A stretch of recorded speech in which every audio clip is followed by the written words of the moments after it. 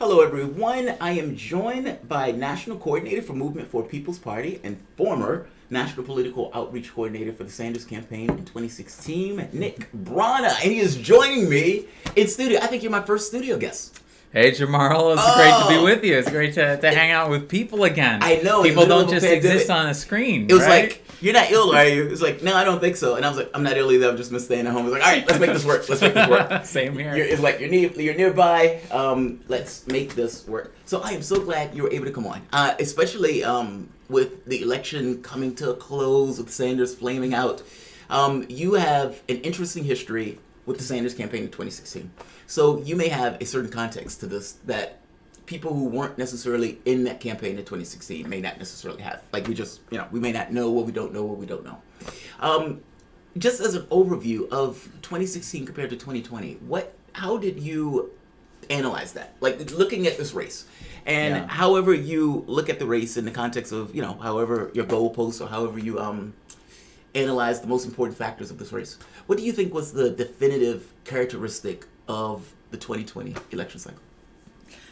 Well, in terms of how Bernie's campaign did, for example, it was characterized by a progressive movement that had now been around, not just for Bernie's movement in 2016 and 2015. It was new. Really, it was new. Yeah. It was fresh. The organic energy was really remarkable. It was a flourishing of independent media.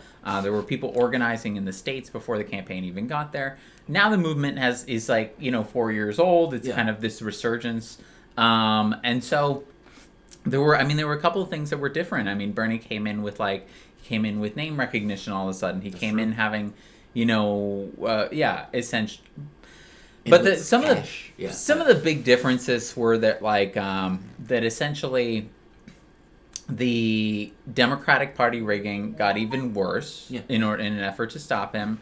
And also, I feel like Bernie himself grew closer to the Democratic Party, and that was reflected in the end in the coalition that he brought out in 2020. Changes from the 2016 to 2020 coalition, which I feel like the campaign and the progressive movement still hasn't grappled with. I've still heard few people talk about this. In 2016, he was bringing out young people. He was bringing out people, non-voters, people in rural communities. Yeah. In 2020, his coalition came to resemble a lot more of the standard Democratic coalition of more, suburban and urban voters and young people not turning out as much. And I think there's a big question there about why that happened. And I believe that it's that he grew closer to the Democratic kind of party and establishment. And it's a brand that is really not liked right now. You mean over the last 4 years? Exactly. When after that took the leadership campaign, position. Yeah. And then, it's I'm going to jump around the country with Tom Perez. See, I took that as he wanted to remain relevant. And in trying to remain relevant for the 4-year period and to get his ideas out and everything else, that he wanted to kind of come off the finish line. Or come off the thing, essentially running. But you make a good point. It's very possible that in the way that he tried to grow that coalition, he might have lost other elements of the coalition. Do you think it was just because there were so many other people in this race, there were 20 other people compared to 2 people in the race back in 2016, that's more of the difference as opposed to him saying anything different? Because his message hadn't necessarily changed per se. I think that had a difference, but I think it's also that Bernie kind of moved, away a little bit from the economic populism and the language that was really popular in 2016. In 2016, he was using terminology the political revolution, and he was saying the oligarchy, and he was also grouping the two parties together. Yes. And this was a really successful message. It really hit a nerve in the United States with people who feel parties. Exactly, who hate the two of them together, and they say these two parties are corrupt together. And then he moved away from those three kind of messages, and and instead in 2016 we got kind of this. It took the edge off. He was saying Joe Biden's my friend. Yeah. He's not corrupt. Could he beat Trump? Of course he could. And so he was undermining the premise of his own candidacy. Yeah. And it's but of course it's not fair to just pin it all on Bernie. It's there are some problems with the way that the campaign ran, and I think there's some brave people like Brianna Joy Gray and David Sirota who are bringing attention to this. But then, even bigger, like overarching in the context within that's in, and it has to be understood in, is the Democratic Party rigging, which was even greater in 2020 than it was in 2016. Yeah, I mean, it became very clear that the objective of it, far more important, number one priority, stop Sanders. Yeah. Beating Trump, secondary to the process. I keep pointing out to people that something profound happened in 2020 that I don't think have ever happened before, where you had all of these people on stage, they thought the lefty was going to win. Now, for the longest time, you had the lefties who, for the most part, just joined in with the Democratic Party. You have nowhere else to go. They didn't necessarily get any kind of concessions or anything else. They just gave their allegiance without getting anything for that allegiance. But the thought, at the very least, was if a lefty takes it, well, the party will back up the lefty in the same way that the lefties back up the Democratic Party. Well, this time around, you get Sanders, who they believe is going to win, and they, all of them, to the person, will you go to a broker convention and rip it out of Sanders' hands? Each one of them said yes. All of them knew that means they lose. Because there's nobody in there right now. I don't believe for a moment that any of those candidates on that stage thought for a moment that if they rip it out of Sanders' hands with him having more delegates, that they would turn around and say, okay, now these burners are going to vote for the person who did. No way! Which means they knew. They didn't care. Every last one of them understood that stopping Sanders was far more important than winning against Trump. And, it's like lefties need to internalize that. I mean, they always tell lefties you have nowhere else to go. And in saying you have nowhere else to go, they were perfectly willing to tank the party, however. So despite saying you have nowhere else to go, your cowardice is going to force you into a certain degree of obedience, well, they were perfectly willing to take it. So it's like lefties need to internalize that and realize that cowardice has allowed... We've been looking at elections wrong. That's my argument. That we look at elections as if this kind of narrow thing that has happened one time. Well, elections need to be looked at over the context of time, where you have one particular election, and by allowing this kind of race to the bottom because you've given up all notion of accountability, well, the next 4 years after that, you've already shown that you're not willing to hold anybody accountable, meaning your leverage in the political space is up in smoke.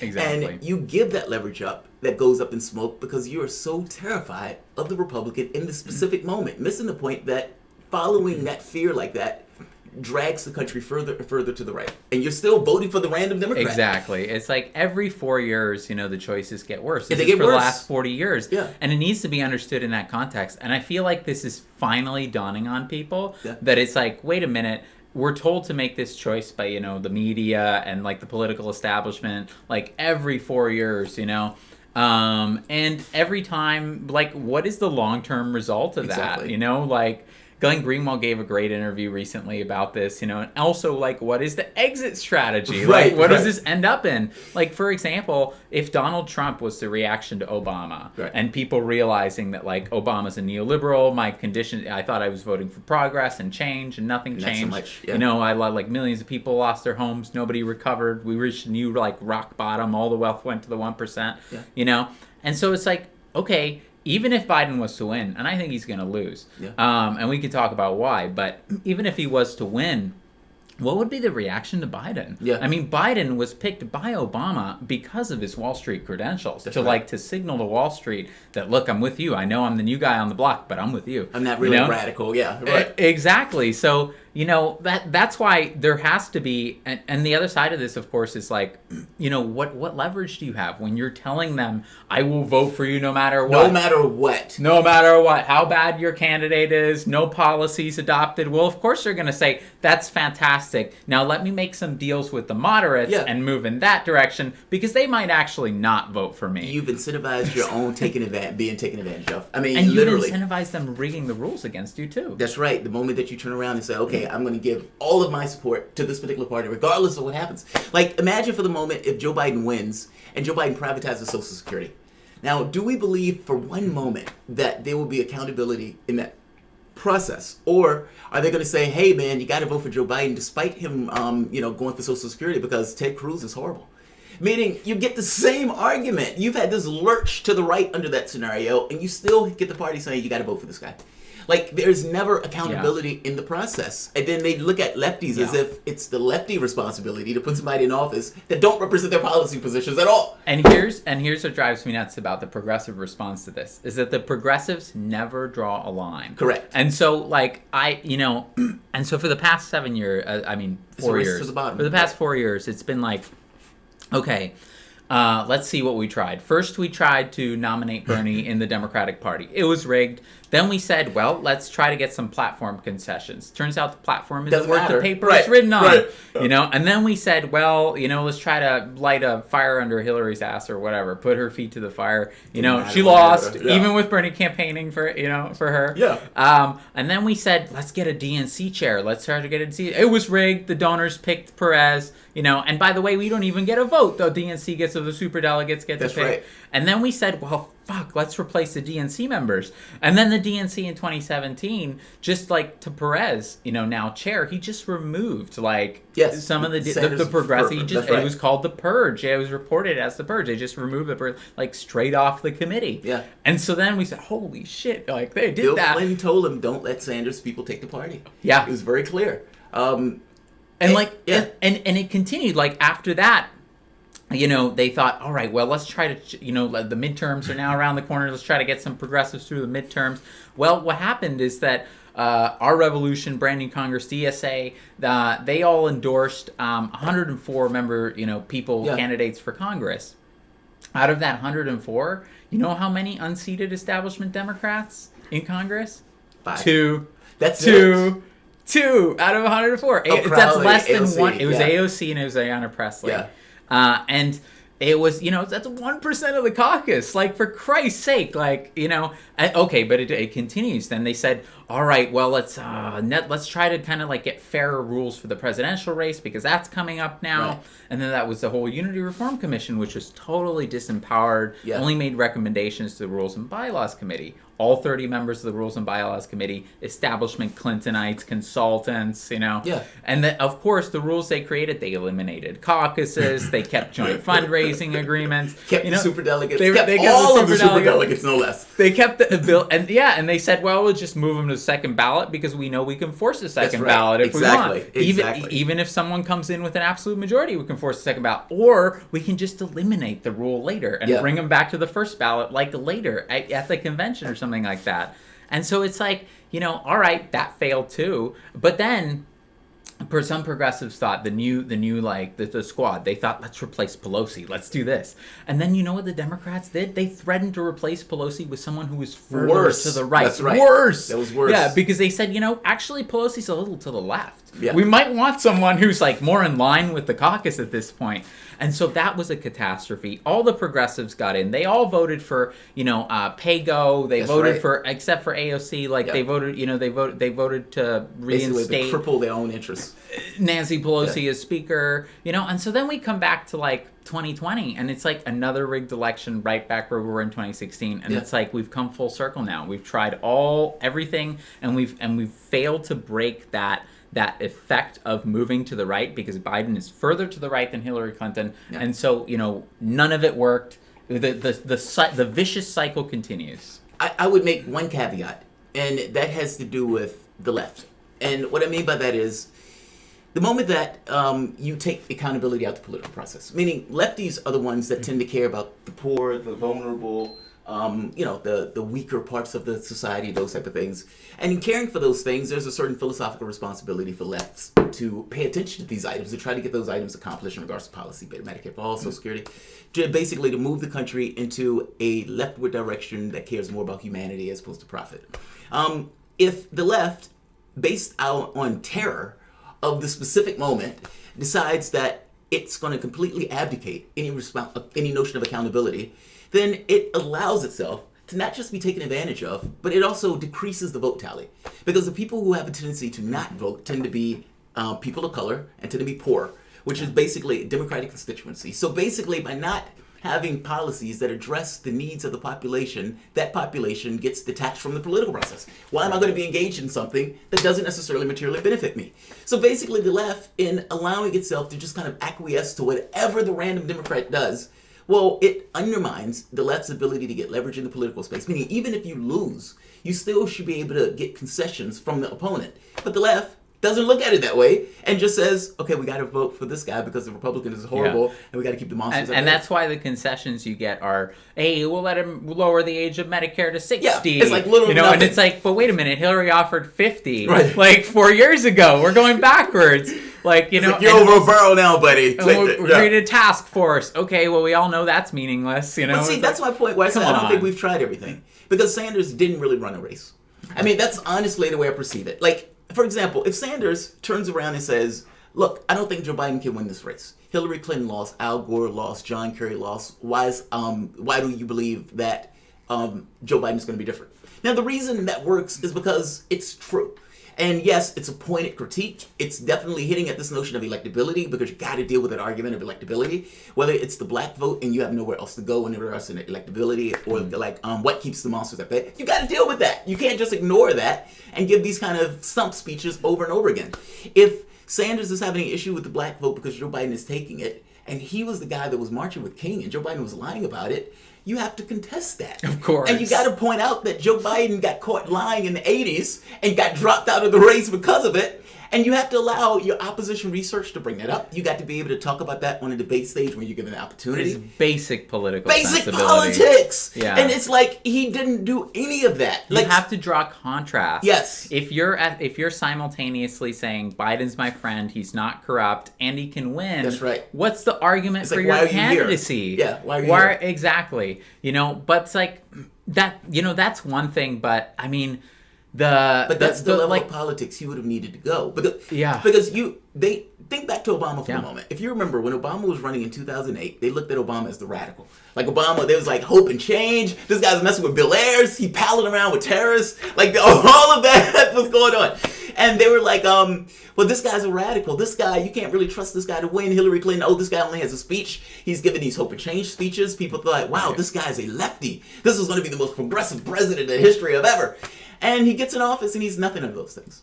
All of it was like a Pepsi commercial. Right. It was basically just a propaganda ad in order to get people to think that he was something. He won a marketing award. He won a marketing award. Best marketing. But what else did he do? He put a knife in Clinton. He had no issue with putting a knife in Clinton. He had no issue. He said Clinton will say anything to get elected and change nothing. Yeah. He was like, she's a liar, she's corrupt. He had no issue going after her. He ran harder. He ran hard. Everything else mattered less than him winning that race.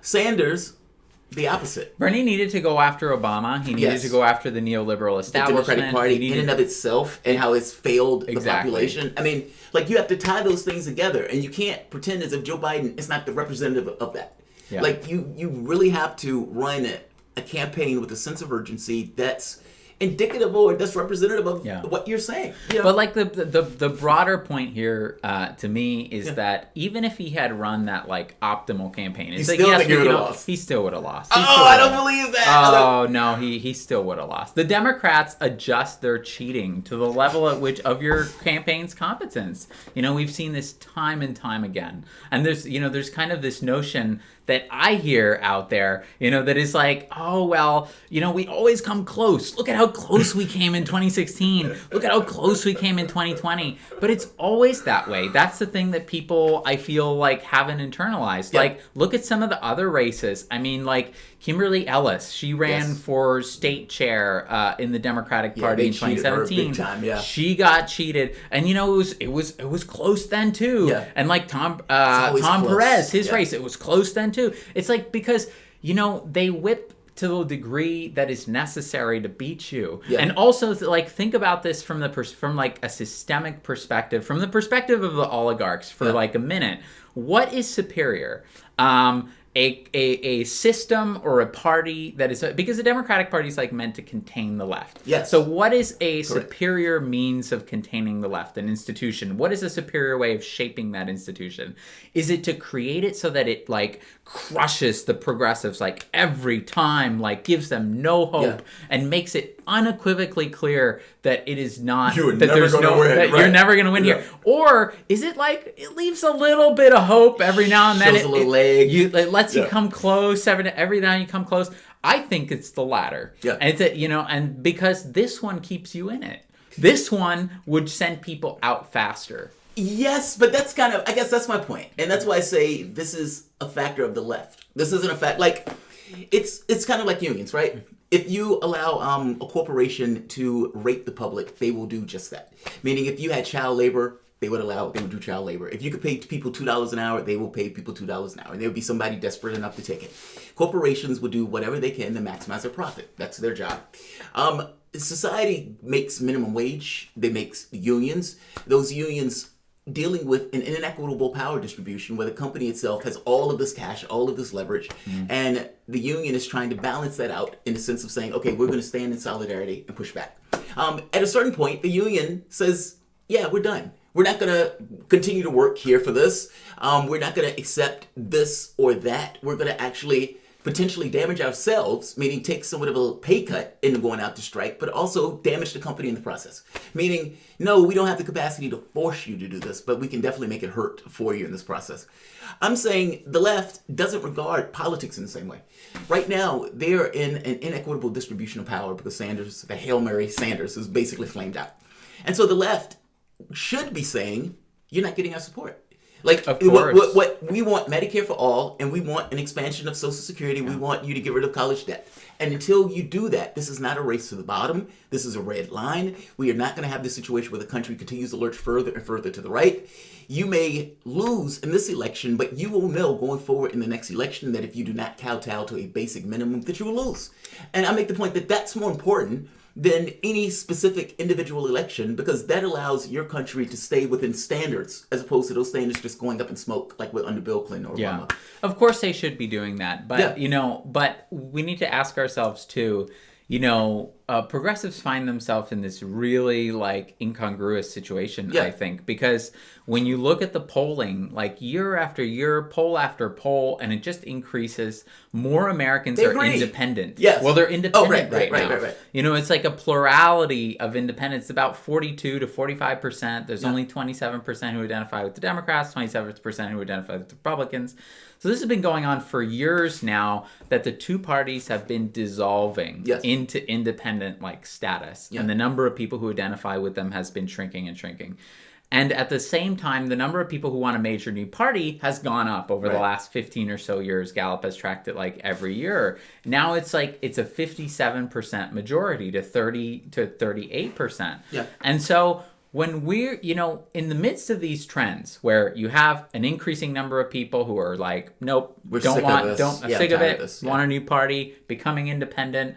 The question that like I'm asking, MPP is asking, is why is the progressive movement, or what kind of, the segment that is, because now this has changed to a good degree, but why are some segments of the progressive movement see it as their role to work, to swim against the progressive populist current and to shore up the corporate parties and to hold people in them when people are going in their direction. Absolutely, people are leaving. And this speaks to a really deep kind of disjunction between the progressive movement and what working people want. Yes. Because it's the progressive movement should be we pride ourselves on pointing out, look, 70% of people want Medicare for all, majorities want that. Look, this is what working people want. Well, guess what else working people want? They want a new party. Yeah. They're telling us they don't want another flavor of Democrat. They don't want another flavor of Republican. They're over that. They're smarter than that. They have been deceived by that long enough. That's right. What they want now is a major new party. And instead of fighting against them to shore up the corporate parties, we should work with them and we should swim with that current. I agree with you on that. I mean, because I don't think you get anything either. I don't think look, it's been 50 years. And the left has basically towed the line for whatever the Democratic Party went. Bill Clinton destroys welfare. They stay with Bill Clinton. Bill Clinton gets rid of NAFTA. Bill Clinton was going to get rid of Social Security or privatize it if it wasn't for Monica Lewinsky. And they still stay with him. They still end up with this notion of you have nowhere else to go.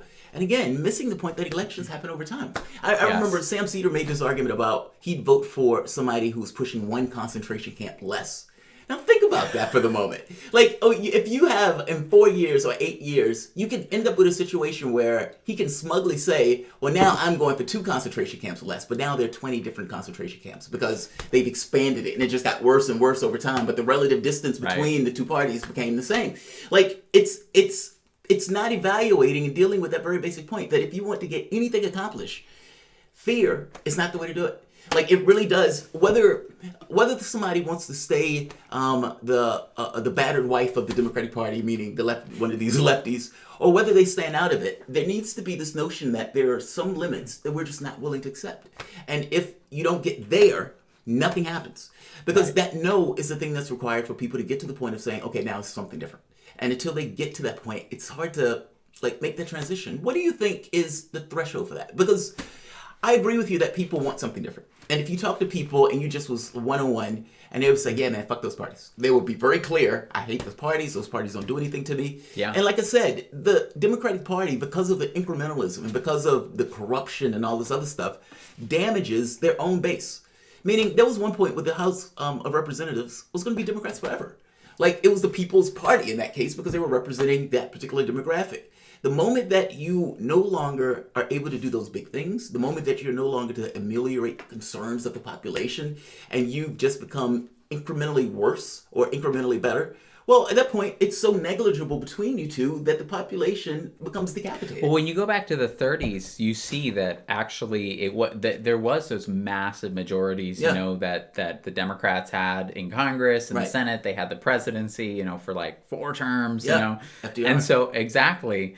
And then those majorities, and also identification, self-identification in the country as Democrat, it remained the overwhelming majority, similar to the way that majorities remained Republican after Abraham Lincoln won the White House, and after the Republicans replaced the Whigs. And so there was a period of long dominance, just like there was about 70 years of dominance of the Republican Party, you know, and it was originally, of course, the party that was more to the left of the Democrats, and then it became more the business party, and that transition was kind of congealed and made official or like FDR, solid around the New Deal, exactly around FDR, and then the Democrats became the party, you know, of the left, and now you're seeing a similar transition.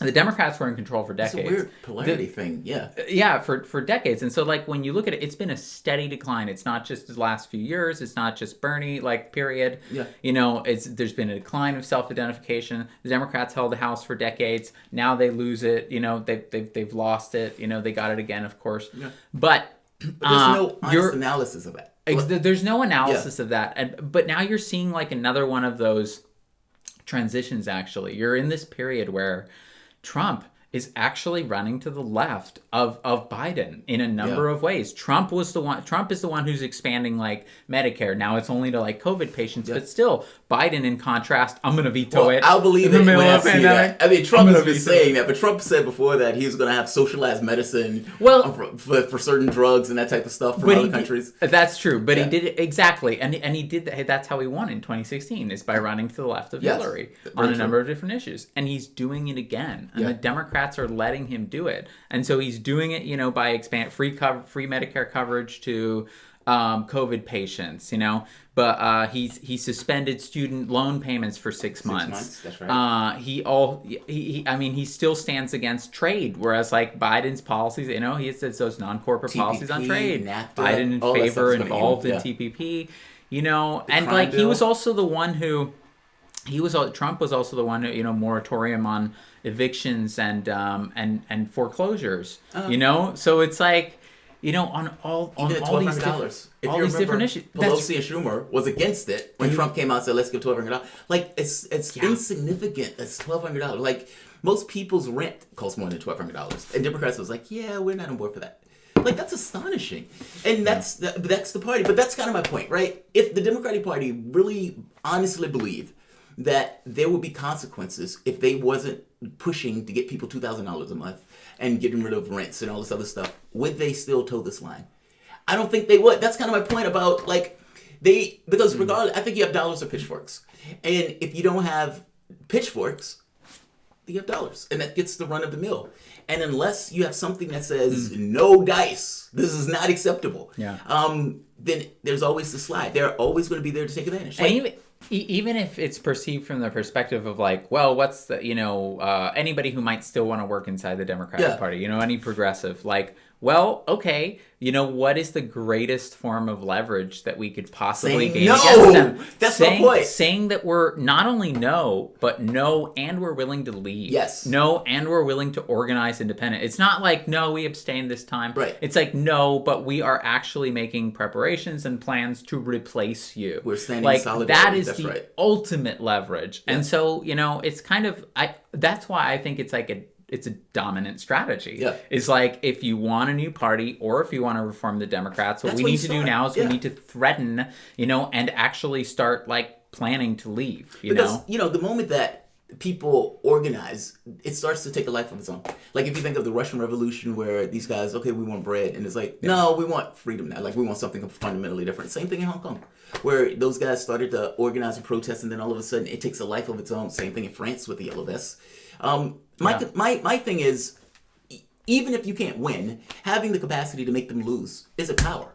Like, that's leverage. The catch becomes whether or not you consider yourself a Democrat. And if you don't consider yourself a Democrat, then them losing, that's a lesser priority. But I guess I see that a little bit differently, because I think that they don't care about losing individual, or they define winning differently than we do. Yeah. We define winning as like the party gets into office. They define winning as serving their donors and maintaining their own personal power and privilege. And that can be accomplished by different means than getting into office. It can be accomplished by just stopping the progressive, even if that means you have a horrible candidate, and in the end it ends up being the Republicans. Yeah. So what? They're both subsidiaries of corporate America, of Wall Street. Pelosi has $100 million. She's not going to be hurt by it. Exactly. Yeah. So that remains. And then the other aspect is that the actual people who have power inside the Democratic Party, they would not all survive the transition if a Bernie became president or something like that. Then he would get to work trying to remove these people. Their power and their privilege depends on keeping the party corporate and neoliberal, even if that means losing to Donald Trump. Agreed. Their personal incentives are misaligned with the party's incentive. Absolutely agree. And that's why I think it always starts with no. I mean, because even if the no gets you to the point of saying, all right, what's different? What can we do that's different? Or for that matter, your political leverage just goes there. Many of the people that I've been hearing talking about this, now even Crystal Ball is starting to realize, it was why would I give you my support without any kind of concessions? Yeah. So let me ask you this. What is Movement for a People's Party? We jumped into the other conversation. Let's bring it back to this. This is your organization. You are the national coordinator for Movement for a People's Party. So what is that organization?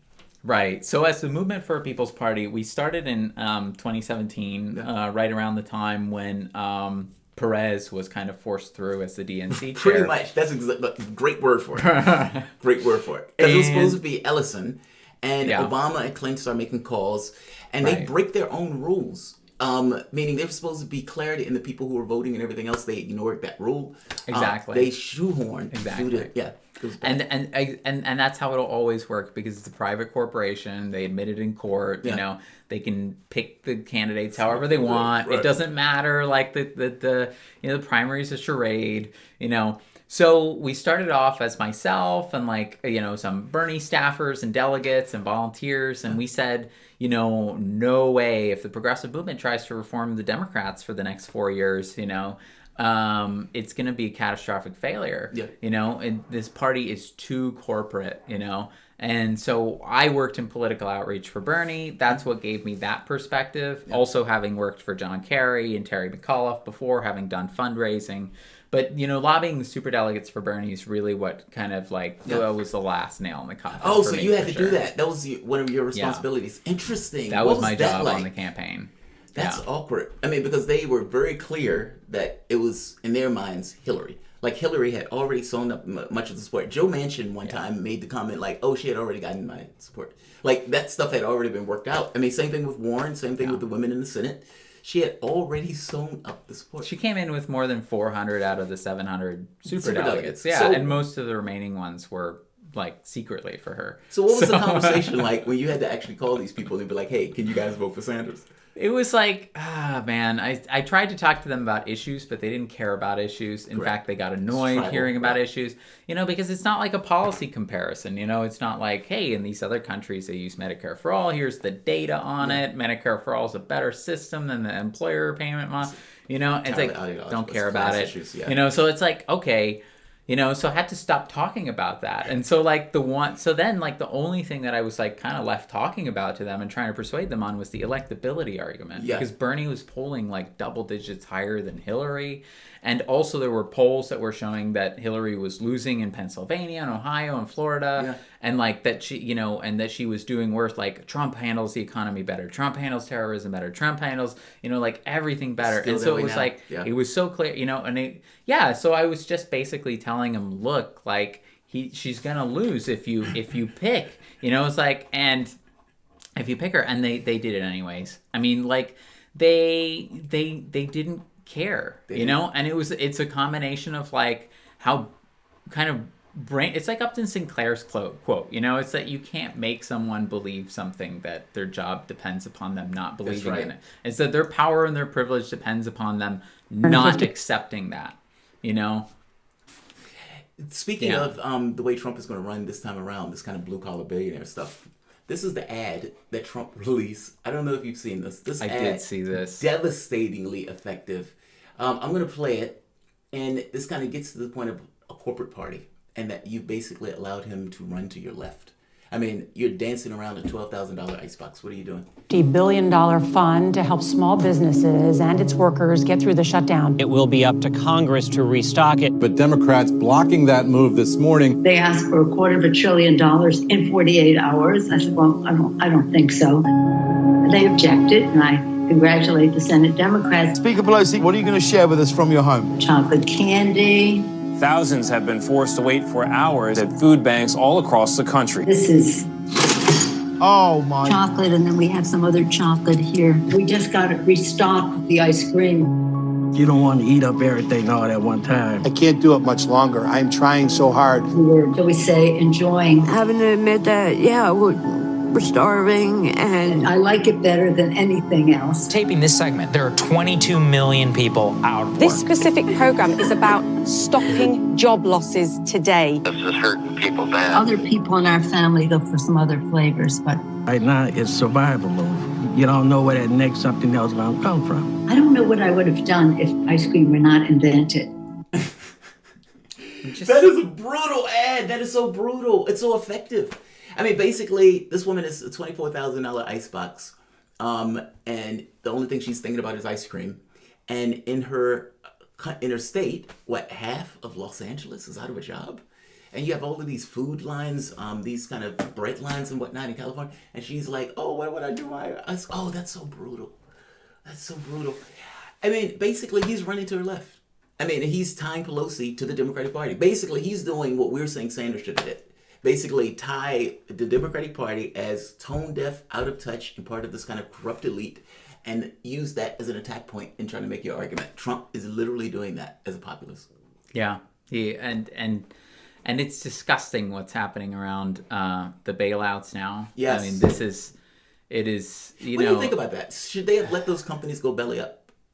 Of course. Yeah. I think the big companies, yeah. I mean, and they're the Fed is like an unlimited, piggy bank for Wall Street and for big business, but small business and working people, those, it's like those people have to wait. Moral hazard. And they're told, they're told in every single coronavirus stimulus bill, you'll be next. We'll protect the people next, McConnell has already said, yeah, we need to deal with the deficit. No, I know. Now they're already turning the conversation to deficit.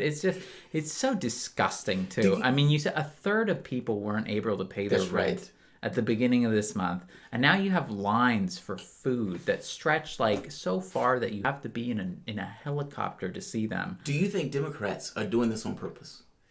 Now, the reason why I say this, I hit my head on whether or not they're just that weak and ineffective, or whether it's one of the articles that came on Politico was that they were going to use the economy to attack Trump. That they were going to say, hey, look how bad the economy is now. Now, this is the weakest of arguments. And this is an argument because they don't want to make concessions to the left. Because ultimately, if you want to win, you organize the left and say, okay, we're going to make these concessions and create energy in your campaign.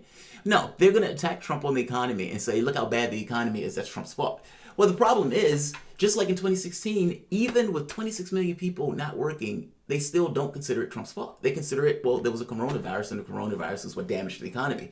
So trying to point and blame Trump for something that the public believes is a factor of the virus, good luck. And even if they are making that calculus, like, really? That's brutally corrupt. That's despicable. I mean, that's a despicable calculus. I mean, but if they're trying to use that as their attack point, then creating more pain in society by not... Because Pelosi could create legislation in the House. They could create legislation where she's comparing it to the Republican legislation in the Senate and then try to come to some kind of intermediary between the two. They just didn't do that. There are solutions out there, like, for example, for the, what other countries are doing, is they're paying people's payroll. They're, they're paying the companies so that people can pay, directly to pay the payroll. Basically, they can continue paying that, and it's just for the amount spent on the first bailout, or the major one. We could have paid everyone's wage. We could have just paid everyone's wage. And like the calculus going into that, again, is just disgusting because on the one hand, on both sides, if you paid everyone's wages, the money on both sides, the money would be funneling up, to the landlords. It would be funneling up to the supermarkets. It would be funneling up anyways, to those who collect debt. The only thing they're going to do is spend that money immediately. And then it makes it and then it makes its way to the banks anyways. Like the system is designed to just siphon funds from during normal times, and but then and so you could have put the money there. That's one option. The other money is the other option, which is of course what they went with both this time and in 2008. Was you just send the money right to the top and you bail out the people right to the top. And that's exactly what they did. And you're sending more money, and you're activating the Fed, and so what that happens, everybody below that level is just cut off. Is cut off. And so you're actively choosing, do we just send the money to the people at the top, the big bank, Wall Street banks, or do we send it to everyone? And they're choosing the latter. They're only choosing the banks. And that just speaks to like how broken the system is. But I think they're doing that because the ownership class is basically the class that pays them. Meaning Democrats and Republicans, basically the ownership class is like, you heard my profits. I want to get back to work. I'm not going to be at that office for 7 hours or exposed. My workers are going to be there exposed. And so from the standpoint of political parties that are paying attention to this particular class specifically, either the managerial class or the ownership class, well, clearly they want to get back to work. Like they want to get back to the business of making profit. And so despite the fact that the scientists are like, don't do that, despite the fact that the doctors are like, don't do that, their interest is we need to make as much profit as possible. So Trump works behind the scenes in order to get these kind of astroturf things of people saying they want to go back to work. You have Democrats who don't put forward any other agenda because, again, they're paid by the same people. Exactly. Like, this is not a situation where the Democratic Party is paid by some fundamentally different force. They are every bit as much into the pocket of capital as the Republican Party. It's a huge charade. Like the Inspector General that the Democrats made a big, fuss over Trump firing.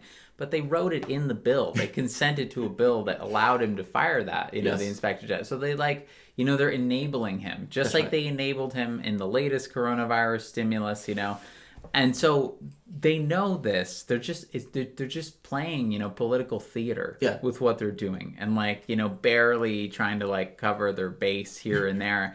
And I mean, it's just sad that AOC is the only one, for example, the only one who stands up and votes against it. It's like this is the moment. This is the moment when the left really should be out there. Like Bernie should be out there calling for a general strike. He should be calling for a rent strike. He should be mobilizing his campaign apparatus to work for that. He should be saying, we're not getting out of this crisis. Wall Street wants a bailout. Well, we're not. You're not getting that until we get Medicare for all. That's right. That's it. That's all we get. Because guess what? That's cheaper than your bailout. Yeah. And it's and the same story with a universal basic income. It's draw the line there. Yeah. If we had those two things, this crisis wouldn't even be as bad. But it just goes to speak how you cannot really mount a serious fight and a serious revolution and a serious resistance from within those parties. Yeah. You have chair seats that these guys want. You have situations where there's peer pressure, meaning I work with these guys in a team relationship. Yeah. You even have the party's primarying other people in the party. I mean, Cynthia Exactly. McKinney mentioned how the party was basically running a candidate against her to get her out of office. And so you have all sorts of pressures that restrain their activity. Like even AOC, when she was making that floor speech, the people she didn't mention was the Democratic Party. All of them voted for the bill. Like every bit as much as the Republicans voted for it. So, she couldn't necessarily make this thing of adding her party into it because that's part of the thing. Like I think movements versus party. I think the movements are more important. And the reason why I think the movements are more important because it's a higher objective. It's not about just getting any random particular individual in office. It's saying this is what we're pushing for, period. And you either accept it or you don't, but this is not a party politics thing anymore. This is a thing where if you want our support for this issue, then you need to toe this line. Yeah. And I think that's a fundamentally different spot. So we should definitely talk about what we can do about this before we overly depress people. So, right. So how do you get your party in office? Because at one point you were using draft Sanders because the thought was kind of like Abraham Lincoln and the Whigs. You can bring people over and destroy the party while also essentially kickstarting another party. So in short of without having that, how do you still kickstart that third party movement? Yeah, well, I mean, it's happening now. What's happened since the March 17 primaries, and in Illinois, Florida, Arizona, and then since Bernie dropped out, and then since Bernie endorsed Biden, all of these have been major kind of we've seen huge momentum towards MPP for all three of those. And so you've seen Dem exit and Never Biden trending nationally, repeatedly in that time. It's in my description box. It's right there, yeah. Yep. And you've also seen I looked at I did a debate on Lauren Steiner's show, Robust Opposition. Interesting. With Alan Minsky. Lauren is awesome, yeah. She's really cool, yeah. And he's the head of Progressive Democrats of America. Uh-oh. So I debated him about a week ago. So his thing was stay with the party, blue no matter who, etc. Yeah, exactly, the usual. And I would like to think that I obliterated him because at the end he was even saying, "Yeah, it's really hard to make a case for Dem Enter now." Yeah. It's how do you pick Biden and make the argument that this guy's representative of anything? I mean, from the standpoint of policy, he's out of kilter with the party. And I just mean not the establishment of the party. I just mean the people who go and just make their votes. He's entirely out of alignment. Those guys might have looked at Biden and think he's normal in the context of Democrats. But if you ask them, what are the policies that you want? It's not even close. Yeah. That's always been true. Yeah. I mean, he's just the worst example. But he's that's the guy who's supposedly representative of the party. I mean, yeah, of course. The level to which the contrast has diminished, between the Democrats and Republicans and Biden and Trump. It's just it's become increasingly small. Yes. Over many years. Economic policy was taken off the table because the two parties agree on that. They both agree on this healthcare system. Right. They agree on inequality. They agree on the endless war. They agree on surveillance. They agree that education should be bankrupt you. Yeah. They agree on all of these different things, and the only things that are kind of left in that is social policy or issues, exactly, cultural issues, identity issues, and so and this is just the most egregious example is where you have a candidate who's not only a lifelong servant of Wall Street and a Wall Street hack, but he is he has an active he's been charged with rape, and it's a credible charge, and also isn't that weird how they ignore that? Elizabeth Warren is trying to, when she was on the debate stage, she says, "I believe women, I believe women, I believe women." She kept telling Chris Matthews, "I believe women, I believe women," and now she's trying to get the VP spot, and it's Tara who? And now, of course, and Alyssa Milano, and all the centrists, it's like you see, okay, well, when it comes to like Believe Women and Me Too, it's like, all right, that's here and blue no matter who's here. Yeah. So, well, there was a recent story that just came out that added more credibility to the story. I mean, apparently, somebody called Larry King or something. Right, that's right. Yeah, put it out. Yeah, immediately after it took place, apparently they called Larry King in order to show that, look, this was something that she stated that took place. Time. Yeah. So they are ignoring that, which is mind-blowing. They'll still keep ignoring it. Like CNN, MSNBC, Fox News is starting to bring it up to some degree, but that's the catch, right? Like the fact that Fox News may actually ends up shoehorning that into the public consciousness just because they're going after Biden. I actually think that Trump wants to hold back a little bit. You think so? Until the convention. Yeah, right. I don't think he wants to get... Because I think he wants to lock Biden in. Yeah. Like 100%. It's like, Bernie suspended his campaign, but he could unsuspend it. Yeah. So it's like until like the possibility of another nominee is not at all a question. Yeah. I think that Trump will hold back a little bit. Like even on the question of Tara Reid. Because he knows he can beat him. Frankly. And he wants him. He wants to run against him. He's like, how many times does he have to beat like Obama's legacy? Like he beat it, he beat Hillary Clinton. Like now, in their like genius, they want to run someone else like from senior for the second most recognizable person in his White House. The Obama administration, right? Great. Like this, but this is the kind of, I don't know, neuroses that they have. I think in their heads, the left will back regardless. I think that's the thought. And so during the campaign, they would attack Sanders supporters.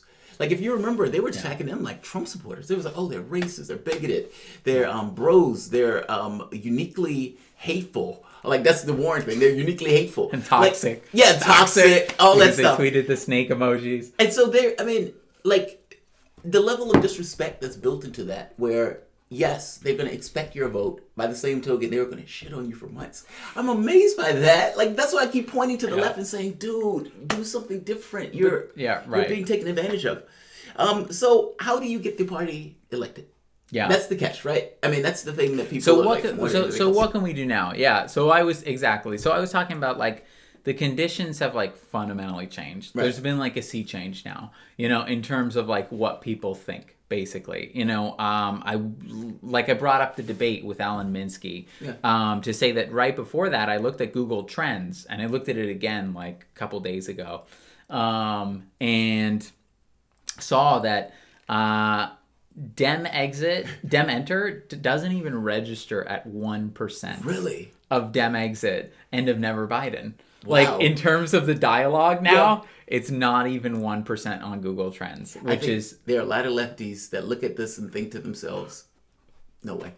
Like this is too far. Like the guy can't even give us regular conversation." You see it, yeah, exactly. Well, you see it in kind of you're seeing it reflected, for example, in groups who are leaving the Democratic Party or saying that they won't vote for Biden.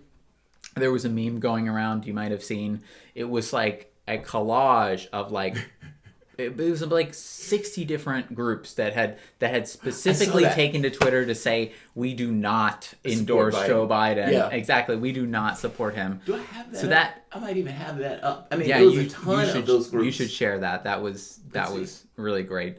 There were tons of them, and not even Bernie endorsing Biden, and they actually like the Biden team was like in a rush to get Bernie to endorse him because they were afraid. This was reported in Politico that there was going to be like a Never Biden movement. They were like terrified of that, and so they threw together this ramshackle endorsement. It seemed. Of Bernie to try to stem that, but it hasn't because since then you've seen people like Glenn Greenwald. He did a great segment just demolishing the lesser of two evils logic and saying there's no exit strategy from this. We need to change. He said we need a new movement. That's right. And then like Aaron Mattei also he said recently we need a new party. It's actually an exchange I had with him, we like. Fiorella Isabel, of Convo Couch, she's saying it too. Kim Iverson, I'm not sure like how, if you've had the chance to talk to her, but she's fantastic. Yeah. She made a viral video, 130,000 views. saying, yes, we got to start a major new party. That's what it is for progressives now. Jimmy Dore had me on in an interview that got 100,000 views in less than 24 hours about starting a new party. Yeah. It's Ron Placone, had me on recently, talking about it. Kyle Kalinski's saying he's never going to vote. He's not voting. Oh, he's finally got to the point of saying screw it. He's finally gotten to the point of saying not voting for Biden. Crystal Ball is also saying nope, not voting for. It's like, and some of these people were part of the party. Like Cal was working Justice Democrats. I mean, Crystal was working on MSNBC. That's right. To get to the point where they've deadened you, like you're so dispirited where you're like, I'm done. I'm just done. Yeah. I've tried to work in the party. I've tried to do this. I've tried to work on it. I'm done. But believe it or not, that's the pathway to success. I mean, whether it's the pathway to success is saying, because to me, it's less party and more movement. Because ultimately, if I'm pushing for policy, I may have people who are Republicans, Democrats, Independents, all over the political spectrum that may say, yeah, I agree with Medicare for all. I've had a family member that was ill. I don't necessarily I think that's what happened. So yes, I'm conservative, but I think this is the best interest of the country. You might say, well, look, I'm a conservative and I want more people to get an education because I want people to be as meritorious as possible. And so, yeah, I do believe that we shouldn't browbeat our kids. We should create every incentive in the world for those kids to go to school. Meaning, if I'm standing by policy and I'm eschewing party, well, those people may back me. Where they don't care about the policy stuff. Like, you might have Republicans, you might have all across the political spectrum, this kind of just odd quagmire of political people coming together just because they agree with the specific policies that you're pushing. And that's what you will have in a major new party. That's exactly how it will work. And I think that's where it needs to start. More than anything else. Exactly. Yeah. And you will have people who, like Jesse Ventura, where does he neatly fit in? He doesn't neatly fit into Republican, Democrat. He was, of course, an independent governor, and Cigar and Jetty, who's a Crystal's co-host on Rising, and so it will be like this kind of coming together of people, I think, primarily around economic populism and the message that Bernie ran on, in his first campaign of we need Medicare for all. That's right. We need free public college. We need to break up these banks. We need to get, we need to reduce inequality. Yeah. And the number one thing which unites everyone in the country is we need to end legalized corruption. Absolutely. We need to get money out of politics. Absolutely. And that is 93% level of agreement. And you don't see that kind of agreement in anything else. It's like corporations are not human beings. And the public was like, well, no shit. Corporations are not human beings, right? Exactly. So it's those are these big points of agreement. And there are others where there's the potential to build a new political coalition. Yeah. There's a potential to build a major new party. And that's how it can emerge, And in some ways, in some areas, it will require unconventionally alliances, you know, and it'll require building up a kind of a working class, alliance and kind of, taking people who've been fooled by whether it's the Democrats or the Republicans and saying, no, we all want these policies. But yes, the policies are key, not the labels. Correct. Even the labels of even progressive as a label, well, Clinton that. Was progressive.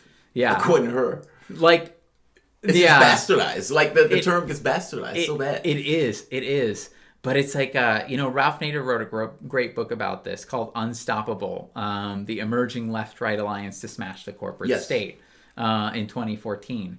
And he... War, economics, Yeah, and the show Rising, which is the most phenomenal independent media success story. Yeah. It's going up, I don't know, it's probably it looks like it's gaining 5,000, 6,000 subscribers a day. They're doing extremely well. It's insane, and it represents that kind of coming together of this unconventional political alliance to say okay, we're redefining politics. We're realigning it. We're redefining it around working class interests. Yeah.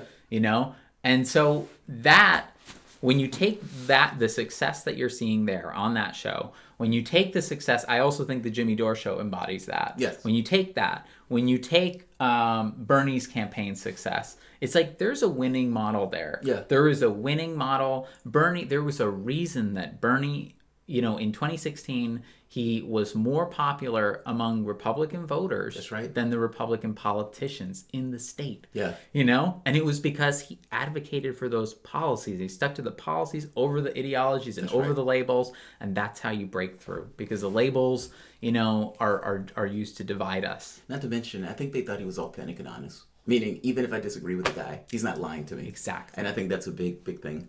Nick, is there anything else you want to either plug? Oh, Our Revolution. You said you were part of Our Revolution. Now, I don't know the story. So how did you guys start that? Because apparently at some point, all of you guys left Our Revolution. So what's the story around Our Revolution? You were there. You were one of the founding members. Yeah. And apparently after a month, you were out. I helped found Our Revolution with Bernie and a number of others. Some of them joined his campaign in 2020 again. Other ones didn't. But essentially, what happened there was one of the lessons that led me to the Movement for a People's Party. Right. And it was the fact that after just about a month, after having founded it, we kind of discovered that the campaign manager, Jeff Weaver, had been talking to billionaires about starting to use the C4 status of the organization to take money from billionaires and to take money from the grassroots at the same time, but not telling the grassroots that Our Revolution was now taking money. Wow. And so, for example, he was having conversations with Steyer, with Tom Steyer, who's going to talk to like George Soros. Yeah. And these were exactly the billionaires that had financed the Hillary Clinton campaign and that we had run against, just before. And we were still signing all the emails, paid for by Bernie Sanders, not the billionaires. Yeah. And that to me was, it was so kind of a deal breaker. It was so offensive, that would happen. And we tried to convince like Jeff and Bernie and others not to do it, But they wouldn't pull back. They wouldn't pull back. But until we said, well, we just, this isn't right. Like, if you do this, and, we can all transport ourselves back to that mentality. Yeah. Like, Bernie had a halo around him that, was like transcendent. Yeah. Like, people didn't see him as like a politician. He was like incorruptible. Clinton hated that because in her mind, she was like, the guy's a politician and you guys are acting like he's above politics. Exactly. And he wasn't above politics, but I think it's the honesty thing. I really do think, like, when a person comes across as authentic, it's such weird for that person to exist in politics like that. And so I think there's that element to it where it made him seem like he was above it all. It's a really strange, I know what you mean, though. There was a halo effect around him. I agree. Yeah. And so those of us, who were there, most of the staff said, we can't just sit by and let you do this, because what's going to happen in short order is that it's going to leak or it's going to get out, and and it's going to be devastating. It's your credibility. It's going to be devastating to your credibility. That's right. To find out, oh, by the way, after the campaign, that we ran against the establishment, Bernie's organization was taking that money, And as a result, actually, of leaving, it put the kind of public pressure on Bernie and Our Revolution to, and the new board, because this was another thing. The board, was not very diverse originally. Yeah. It was a lot older and whiter. And we said, it should be more representative of the base and the movement. And so that's when Nina and a whole bunch of others were picked to join the board as a result of that. Oh, I see. But from having resigned is where those two changes came from. Because we stepped down, and then it came out in the press, that we were leaving, and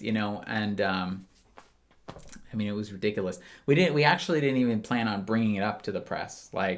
But then Weaver, who is just corrupt establishment guy, and is a horrible influence on Bernie. He's the one who was pushing, for Bernie to withdraw from the race early, I remember. That's right. That's true. I remember the reporting on that. In this year too, he was also the one pushing for Bernie to leave, and who got it in the end.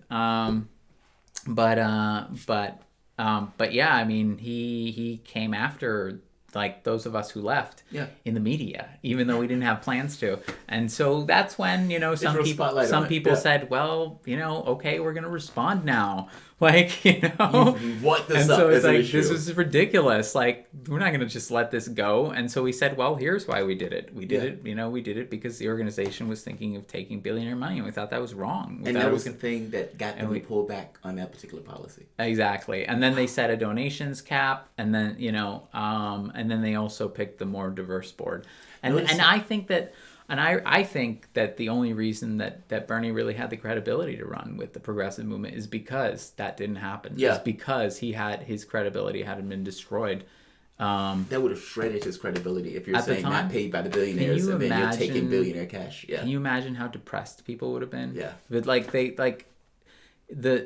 especially the first time around, this time, but especially the first time around, the level of emotional energy and investment and belief in him. Yeah. And to have it taken away like that, it would have been devastating. Yeah, that would have been devastating to the progressive movement. The idea that wow, no one is really honest. There is no such thing as someone who stands for us in politics. And notice it took you guys to leave for them to change.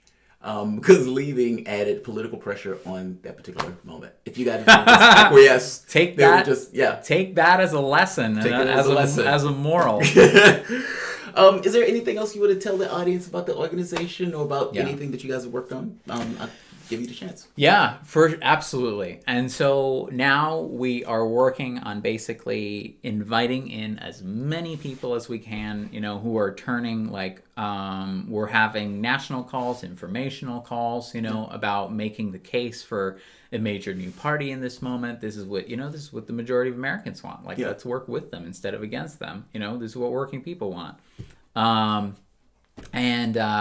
And also we're building up to a kind of digital convention or summit, which we're going to have this summer. A great idea. And it will be kind of made to contrast, with the Democratic and the Republican conventions that they're having, in the summer. So it's here's what a people's convention looks like, or a people's summit, And then from there, we're looking to get ballot access immediately after this election ends. Interesting. Okay. And then get ballot access in all 50 states, be able to run in off-year elections in the midterms, and run a presidential candidate in 2024. Are you guys going to work in tandem with other parties like the DSA, the Green Party, some of the smaller parties where you guys can kind of cobble together and...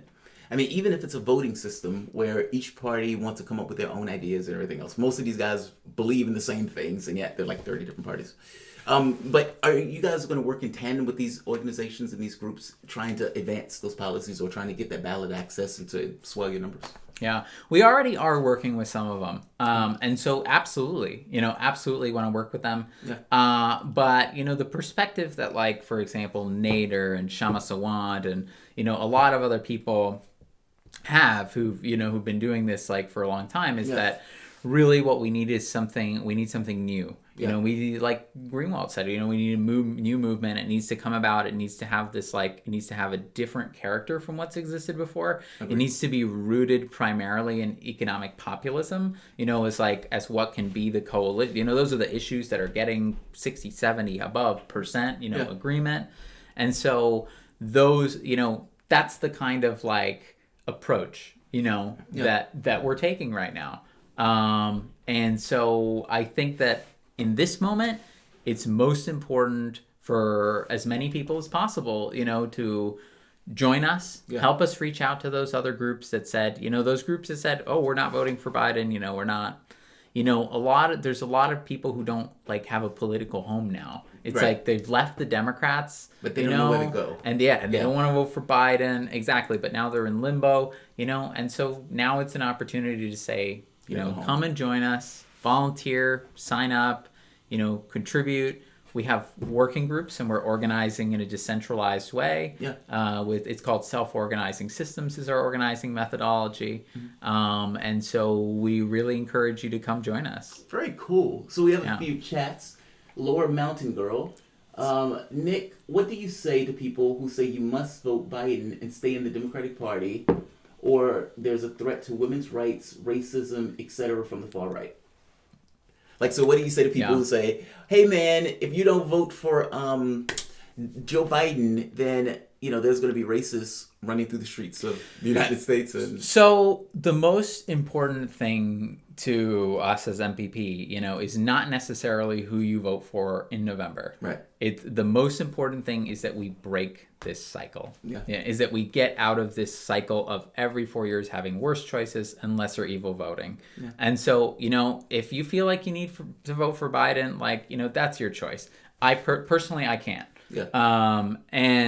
But you would also agree with me though that people, if you get too many people, or if you get a large share of people voting for Joe Biden, then it neuters anything that's trying to be done either outside the party or trying to either. Oh, I absolutely agree with you. I think there should be organized efforts for people not to vote for Biden, because that's what gives you the leverage. Right. You know, and again, it goes back to not seeing elections as singular events, and it goes back to like, you know, acknowledging the consequences of following this strategy year after year, decade after decade. You know, it turns out that the worst thing that you could do for women's rights, you know, and for people of color, communities of color, you know, is to vote for the lesser evil in perpetuity, because voting for the lesser evil in perpetuity has brought us here. Yeah. And so I would also add to that it was futile. Yeah. Even with Bernie's endorsement, it was futile. Even with Bernie's endorsement of a candidate who I would argue was better equipped, you know, Hillary Clinton, than Joe Biden right now. I mean, like... Well, she has her cognitive faculties. Yes, so there's that. She could make it through an interview and, like, remember her policies. She can give her statement. She can talk without necessarily, you know, falling apart. Those interviews have been embarrassing. And I kept thinking to myself, are other people saying this? Like, they have to be seeing that this guy's not only the ultimate act of gaslighting right now by the media and by the political establishment and by the liberals to not acknowledge that Biden's having this something is wrong. That he's in cognitive decline. So Justin B, MPP, 4 years, 0 state parties, 0 candidates. Meanwhile, the Green Party, we have hundreds of candidates around the United States, and we'll have a presidential campaign. So why not join with the Green Party, Nick? Good luck. I would say good luck in this election, you know?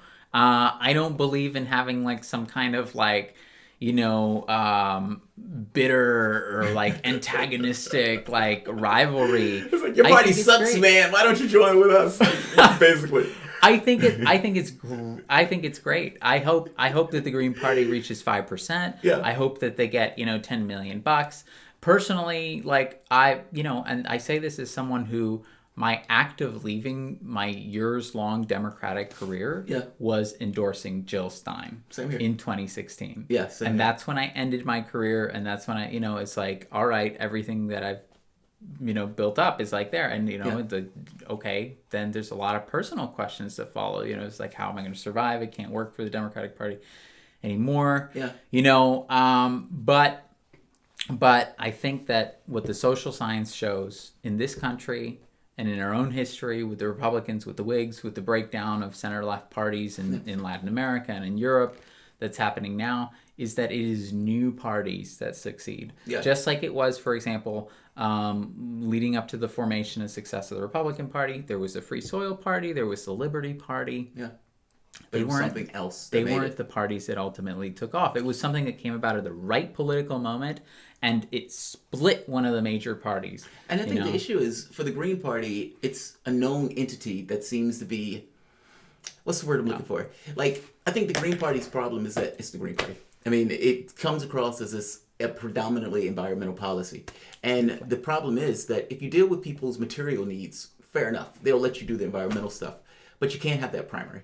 I just don't think it works in those cases. Even though the Green Party has a host of policies that go beyond just the environmental stuff, it's that cognitive thing of green and environment, and it makes it a little bit difficult. Not to mention, It's been around for so long that it has a certain mental map associated with it that doesn't necessarily speak of success. Exactly. Something new has a kind of explosive sense of possibility that, that the Green Party doesn't have, however fair that may be. And however fair, again, like the identification of the Green Party as like a primarily like environmental party, it's like the character, again, going back to like those issues that unify people in this moment, and that, to the establishment, like promises and threatens to create a coalition that is a major new party that can actually replace the Democrats. That's right.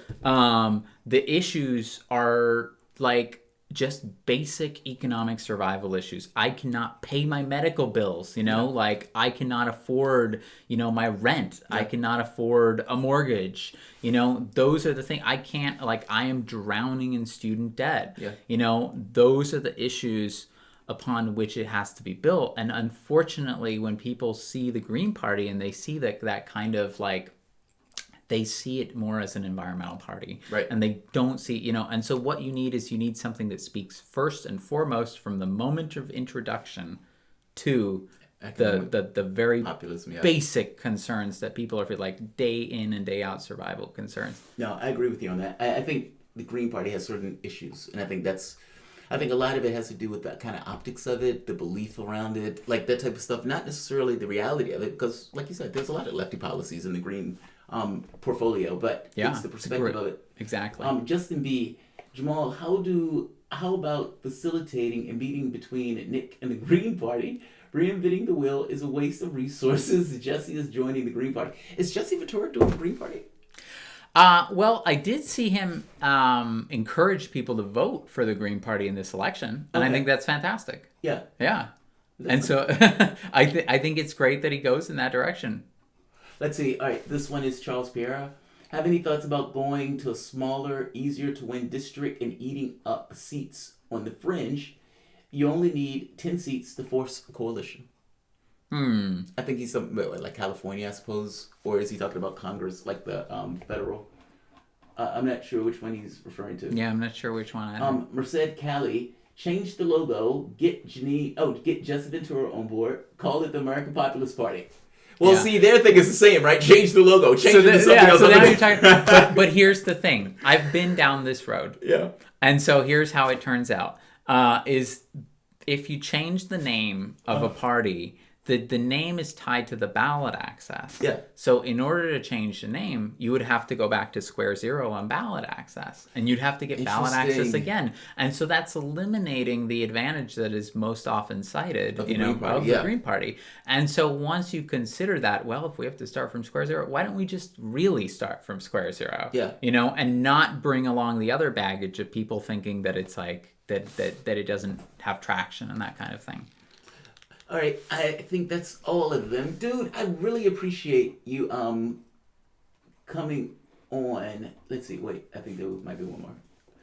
No, I really appreciate you coming on. I have been looking forward to this conversation totally because, you're the guy who was making this strong argument in 2016 that, look, we need to do something different. And this is a pathway for the left to go. In 2016, I was, I guess, wobbly on it, even though I voted for Jill Stein. Because my thought was, I don't know what Trump is.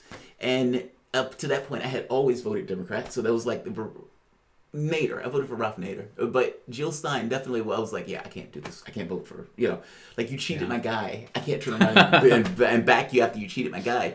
But beyond that point, though, there's an argument to be made that it is so marginal in regards to the person that you hurt yourself because of how minimal that person is in regards to what they're pushing. And so in 2020, I was far more hardened on that perspective that, no, it has to be a policy push. It has to be solidarity where you have millions of people standing in solidarity saying, we might not be able to win, but we can make you lose. And that in and of itself has a certain degree of leverage in the political process.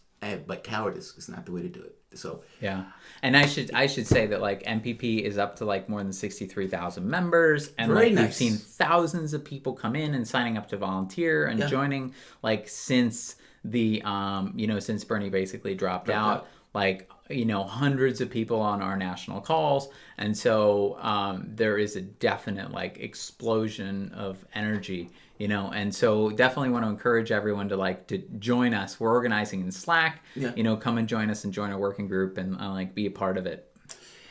Nick Brana, National Coordinator for Movement for a People's Party. Nick, thank you, man. I appreciate you coming Great, on. Jamal. All right, guys, I'm going to end this here. I really appreciate this conversation. Guys, if you dig this content, like, share, subscribe, all that good stuff. And I will see you guys, if not tonight, see you guys tomorrow. Thanks all.